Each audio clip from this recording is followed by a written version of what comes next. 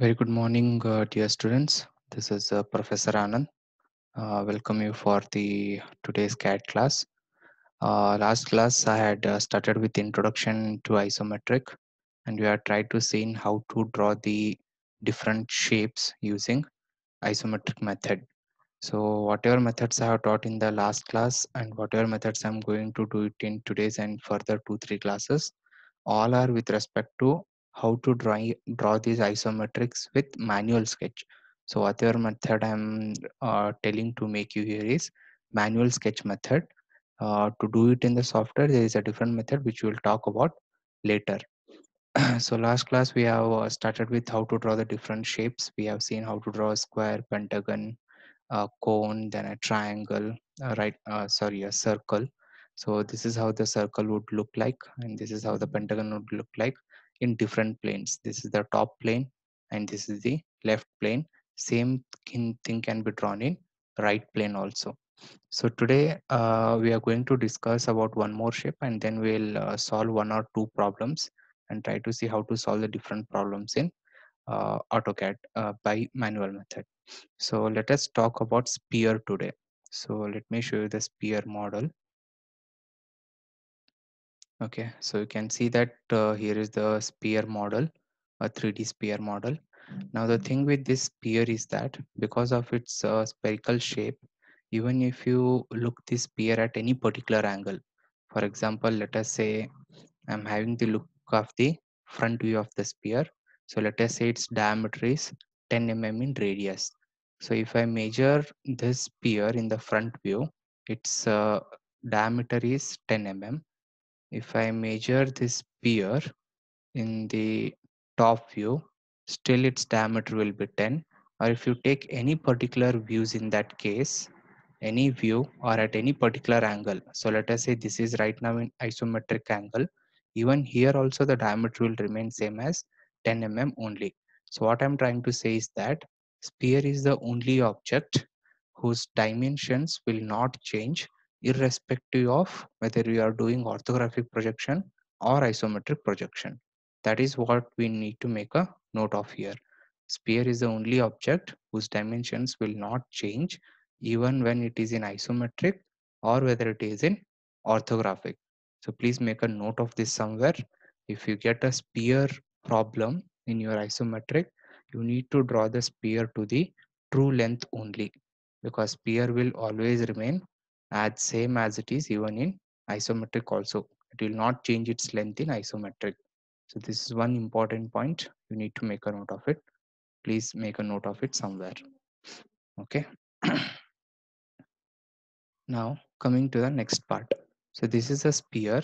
If I cut this sphere exactly at the center, then it become hemisphere, right? So let me see. If I cut this sphere exactly into half over here, then I'll get a hemisphere. So let me first do that. Let me just split it.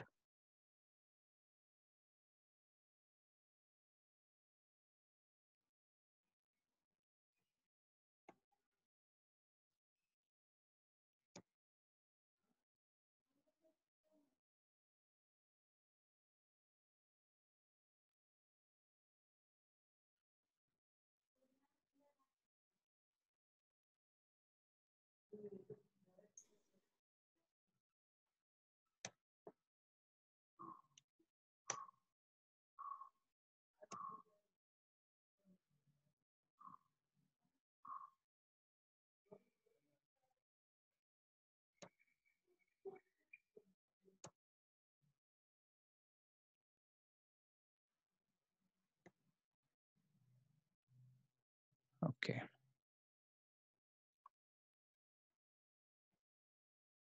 So you can see that this is cut into half now.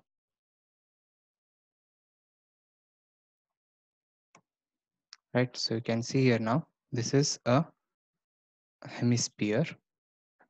So this hemisphere has two components. So let us say I'm talking about this hemisphere right now in isometric view.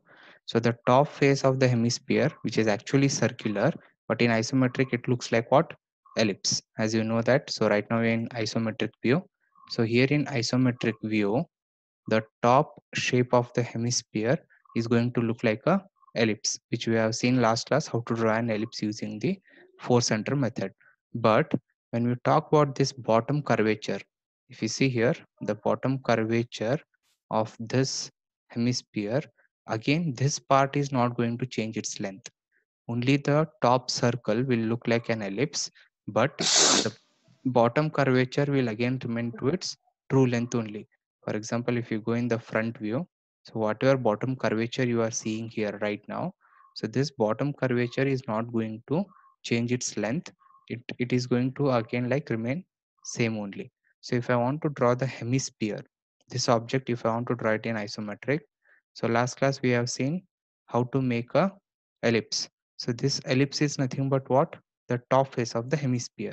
So right now if you see this top face of the hemisphere which look like an ellipse, that we have drawn here, which is equal to the radius of the hemisphere. Now I require the bottom curvature of the hemisphere. So what I can do is using this object itself I can make the hemisphere very easily. So for that I just need to make one extra line, that is a bottom curvature. So here I will go for arc, center, start, end. So this here exactly, this would be the center.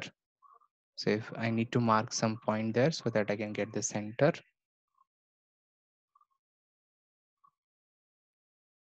Okay. So center, start, end. So this is the center. So this, the one left hand side point of the curve is start point, and the other side will be the end point. So now you can see this becomes the hemisphere. So this part of the circle what I am talking will remain to its same length itself, because it is from the center to the other part, because this part is the like cut part of the outer perimeter of the circle. So this top you are going to make it as ellipse, and the bottom will remain as it is to the curvature surface. So these two objects you need to make a note of it. First thing, I repeat, the sphere will not change its dimension whether it is in isometric or orthographic mode. And second point, in hemisphere, the top face of the hemisphere will look like an ellipse and the bottom curvature will remain same again. Okay, so please make a note of these 2 points. Then I will start with problems today. Okay, so we are going to start with problems now. So let me take the first problem. So here, a sphere of diameter 50 mm rests centrally on top of a cube of sides 50 mm. Draw the isometric projection of combination of solids. So first thing is that for your syllabus, you have combination of two solids only. Whatever drawings we are going to draw, it will be either be a single solid or it will be a combination of two solids. That is what you have in your syllabus. So whenever you are doing any isometric problems, the very first thing that is need to be observed is which are the two solids and how they are resting, means which is on top, which is on bottom. That is very important. So in this problem the two solids are, one is sphere and another is cube. So the sphere is resting centrally on top of a cube. So cube is in the bottom and sphere is in the top. So this is what the solution is here. So you can see that, and he says this word centrally. Centrally means that if you take the axis of the cube, the axis of the cube will be coinciding with the radius of the circle. If you observe in this figure, the axis of the cube and the radius of the circle lies on the same line. So that is what it means, rest centrally on it. So draw the isometric projection of combination of solids. So this is the question we have. So for this, we'll start with the problem. Okay, so let us first start with the cube, because cube is in the base. So cube dimension is 50 mm. On top of that, we have a sphere whose dimension is again 50 mm diameter. So first let us take line command. So let me start with one particular point. Okay, so 50 means 5 units from here. So 2, 3, 4, 5. So first I am drawing the base of the cube. Then with the base of the cube from each corner, I will give 50 mm height. So this side now 1, 2. 3 4 5. Then again this side 50, and then okay, it went bit extra.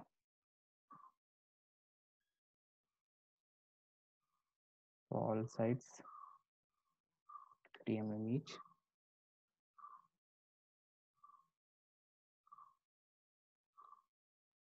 Okay, so this is the base of the cube. So cube has 6 sides, so one of the side is this, that is the base.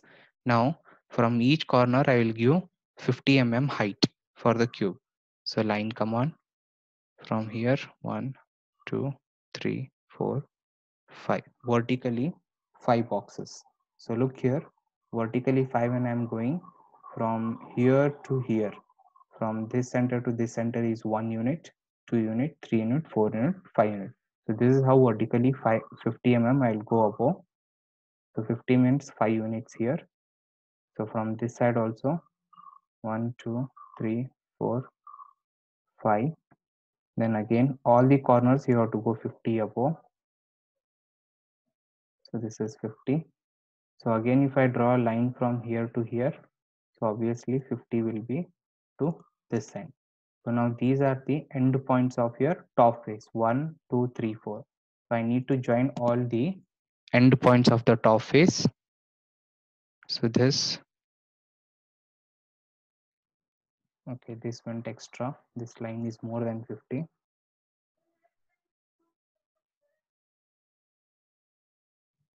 Okay. So from here to this side, then to this side, and to this side. So this becomes your cube. But if you look the cube in this isometric view, if you look this cube in this isometric view, you can observe that the few faces of the cube, if you observe that from the isometric view, you can see only this particular face, you can see only this particular face, and the edges which are there here, the three edges, edge from here to here, edge from here to here, and edge from here to the back side of the cube, these three edges will be hidden if you look into this particular view. So whatever hidden edges are there in isometric, we are not going to retain it, we are going to delete them. Likewise, we used to show hidden edges in solids, right? So here we are not retaining them, we are just going to erase it. So these three will be the hidden edges, so we'll just delete them. We are not going to retain any hidden edges in isometric. So this becomes the cube in isometric, correct? So all sides are 50 mm. Now if you observe in the first class, I taught you how to make the square in three different plane. So if you see that here, for initially I made the square in the top plane, then this is the square in the right plane, and this is the square in the left plane.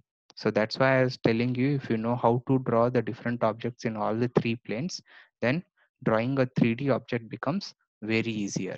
So please practice how to draw the shapes in all the three planes first, then the problems will become very easy for you.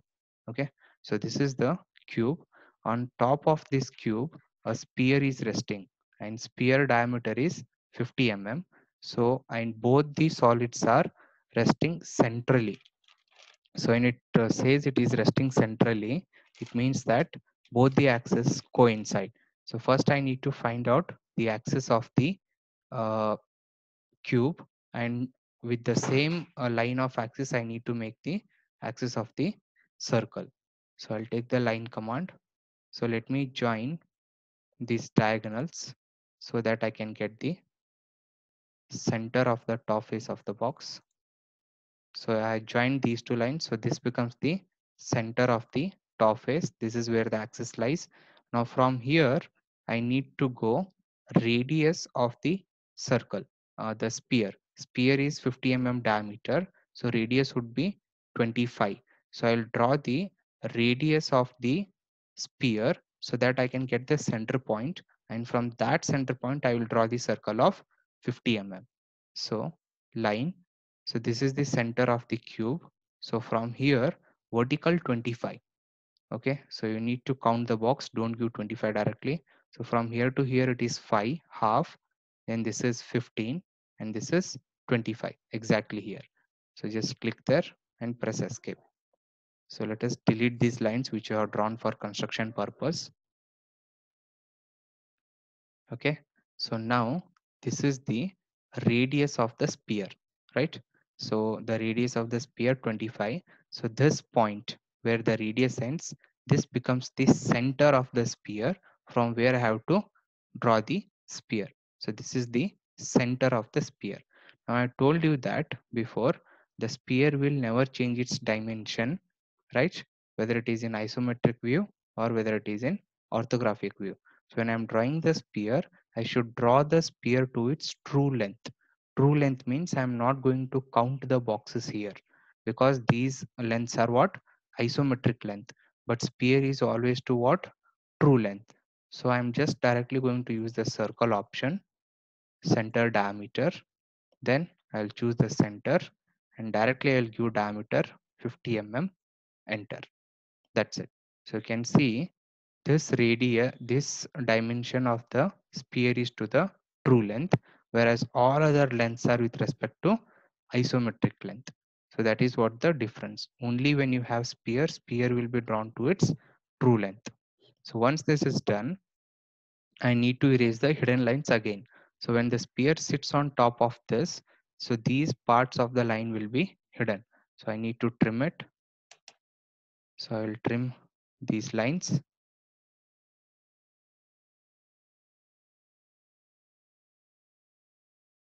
Okay, so these parts are not visible.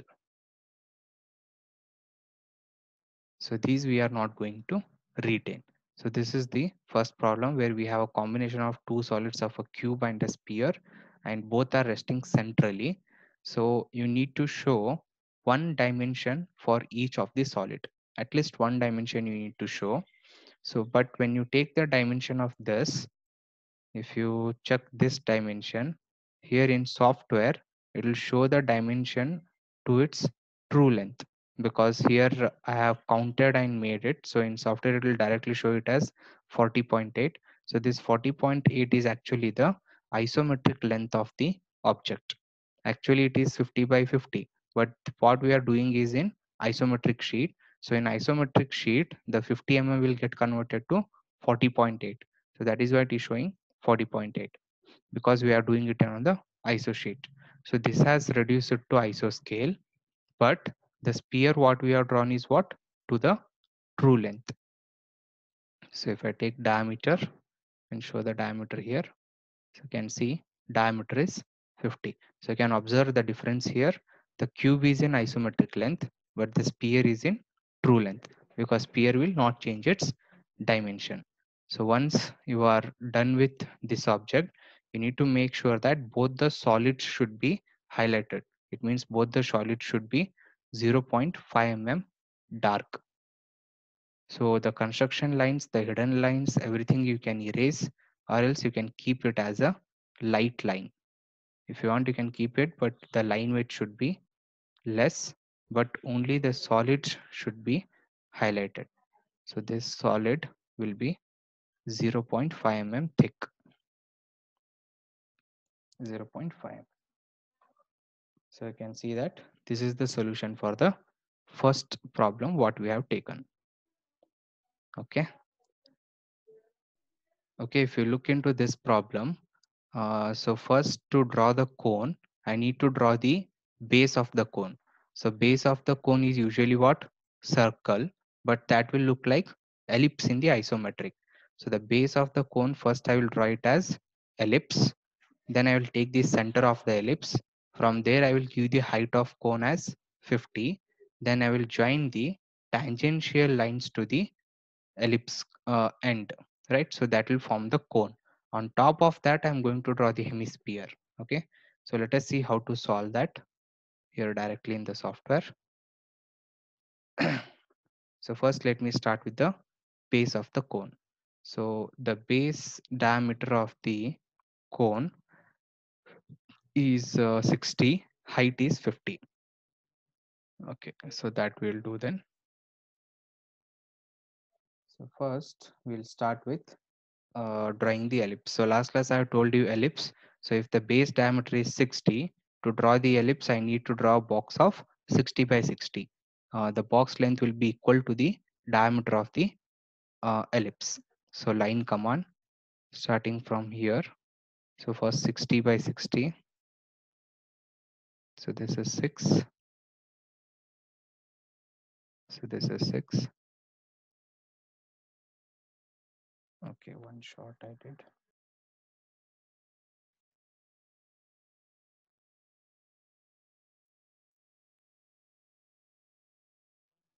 This is 60 and 60.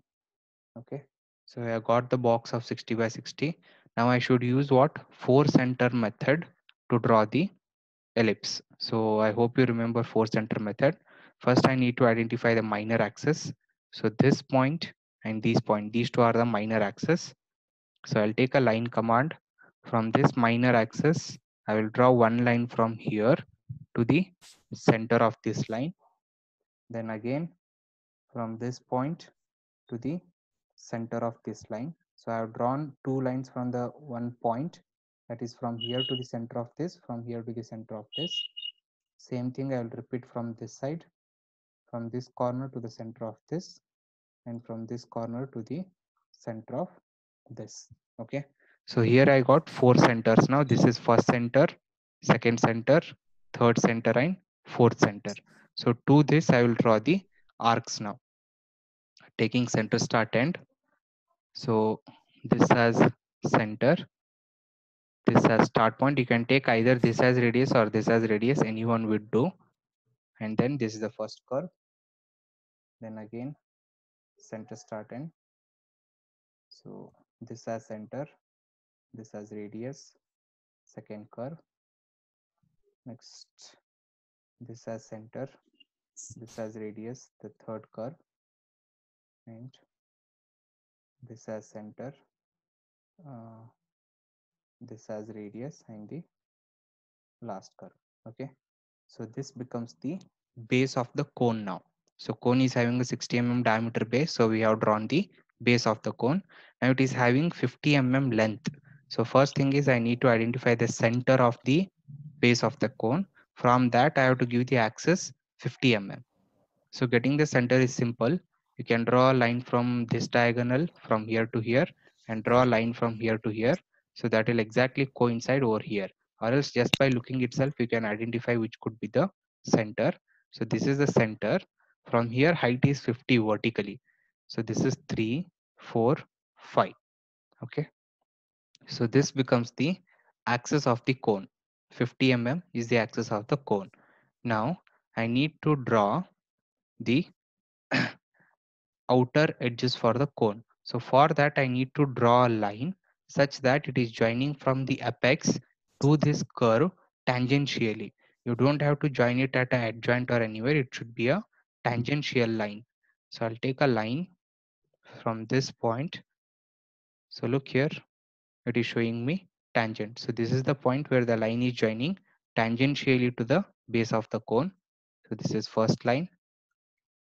Then from this point, so here is the tangent point. So this is tangent. Even when you are drawing it in your book manual sketch, you need to draw a tangential line from this vertex to this curvature.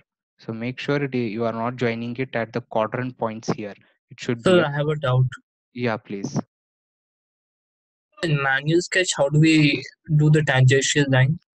You just have to keep the scale and try to find. You need to keep the scale in such a way that you get one point at the apex and the second part of the scale should be just touching this curvature. It should be just touching the curvature, then that becomes a tangential line. Okay, sir. Okay, so once you draw the tangential line, you need to trim all the hidden edges. So the hidden edges over here would be many of the lines, so you need to trim all these hidden edges, as we are not going to retain the hidden edges here. So these all part will be hidden, so this you need to trim. Okay, so once you trim all these, it becomes the Okay, the trimming we'll do later, not an issue. At the end, we can do. Fine. Now, on top of this vertex of the cone, we have a hemisphere. So, this hemisphere is of diameter 40 mm. Now, remember, whenever you are trying to draw the hemisphere, always first you have to draw the top face of the hemisphere, that is that ellipse part, and then you have to draw the bottom curve. So it is resting on top of the vertex. So I'll take line command. From the vertex itself, I will start drawing a box of 40 by 40. So this is 40, this is 40, and this is 40. So this is the diameter of the hemisphere. So again, using the 4 center method, I have to make one more ellipse here because the top face of the hemisphere will look like ellipse in isometric. So this is one corner to the center. Then from this minor axis to this center.